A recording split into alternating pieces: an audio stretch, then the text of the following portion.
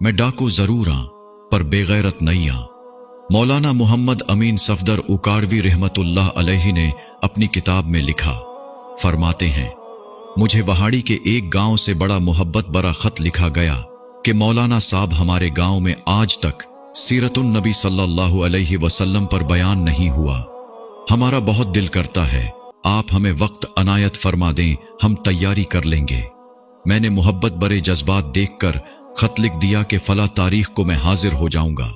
दिए गए वक्त पर मैं फकीर ट्रेन पर से उतर कर टांगे पर बैठकर गांव पहुंच गया तो आगे मेजबानों ने मुझे हदिया पेश करके कहा, मौलाना साहब आप जा सकते हैं, हम बयान नहीं करवाना चाहते।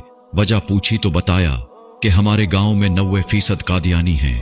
वो हमें धमकियां देते हैं कि ना तो तुम्हारी इज्जतें, न माल, न घर बार महफूज रहेंगे। अगर सीरतुन नबी सल्लल्लाहु अलैहि वसल्लम पर बयान करवाया तो मौलाना साहब हम कमजोर हैं, गरीब हैं, तादाद में भी कम हैं, इसलिए हम नहीं कर सकते। मैंने लिफाफा वापस कर दिया और कहा, बात तुम्हारी होती या मेरी होती तो वापस चला जाता। बात मदीने वाले आका सल्लल्लाहु अलैहि वसल्लम की इज्जत की आ गई है, अब बयान होगा, जरूर होगा। वो घबरा गए कि हजरत आप तो चले जाएंगे, मसला तो हमारे लिए होगा।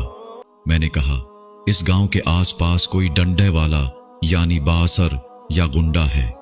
उन्होंने बताया कि गांव से कुछ दूर नूरा डाकू रहता है, पूरा इलाका उससे डरता है।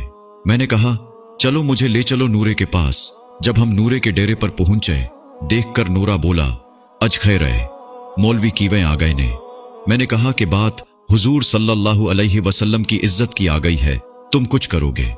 मेरी बात सुनकर नूरा बिजली की तरह खड़ा हुआ और बोला, मैं डाको जरूर आं पर बेगैरत नहीं आं। वो हमें लेकर चल निकला। मस्जिद में 3 घंटे बयान किया मैंने और नूरा डट कर खड़ा रहा। आखिर में नूरे ने यह कहा कि अगर किसी ने मुसलमानों की तरफ आंख उठाकर भी देखा तो नूरे से बच नहीं सकेगा। मैं वापस आ गया।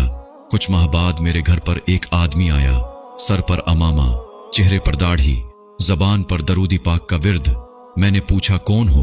वो रोकर बोला, मौलाना मैं नूरा डाकू आं। जब उस दिन मैं वापस घर को लौटा, जाकर सो गया। आंख लगी ही थी, प्यारे मुस्तफ़ा करीम सल्लल्लाहु अलैहि वसल्लम मेरे ख्वाब में तशरीफ लाए। मेरा माथा चूमा और फरमाया, आज तूने मेरी इज्जत पर पहरा दिया है, मैं और मेरा अल्लाह तुमसे खुश हो गए हैं। अल्लाह ने तेरे पिछले सब गुनाह माफ फरमा दिए हैं। मौलाना साहिब, इसके बाद मेरी आंख खुली तो सब कुछ बदल चुका था। अब तो हर वक्त आंखों से आंसू ही खुश्क नहीं होते।